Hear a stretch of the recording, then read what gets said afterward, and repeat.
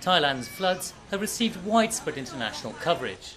But for most tourists, there's been little disruption to their plans, and many say they've barely noticed. We've been here 2 weeks now, and we had beautiful weather, beautiful attractions and sights, and beautiful people, so it hasn't affected us. Yeah, we haven't seen any flooding here yet, so... Yeah.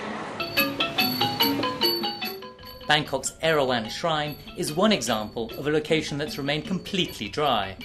And across the whole country, very few of Thailand's key tourist destinations have been affected by the floodwaters. Bangkok has seen one airport, Don Muang, closed. But the 2 domestic carriers flying from there were swiftly transferred to the country's main airport, Suvarnabhumi. That handles all international flights and has remained open throughout the crisis. That means most travellers going to other parts of Thailand have had no problems with connections from the capital. In the south of the country, resorts like Phuket, Krabi and Koh Samui were completely unaffected by the waters. And it's a similar story in the north of Thailand, in towns like Chiang Mai and Chiang Rai.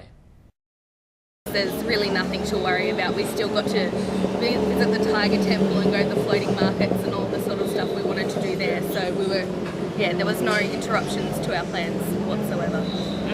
The centre of Bangkok has also remained largely untouched. Transport networks like the Mass Transit Railway and the SkyTrain, key ways for tourists to get around, are running normal services.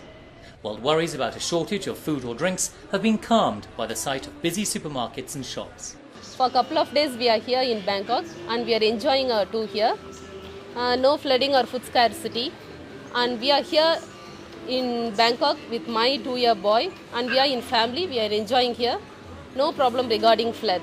Locations like this temple in the centre of Bangkok have remained dry throughout the emergency, and that's true of almost all tourist attractions in the city. While some areas of the outskirts are still coping with flood-related damage, the water is receding in many districts. And in neighbouring Ayutthaya, where clean-up of the World Heritage Site has begun.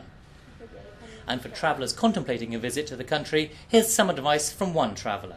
Not seen anything, but because in the south of Thailand I think there's no problem at all about water, about flood.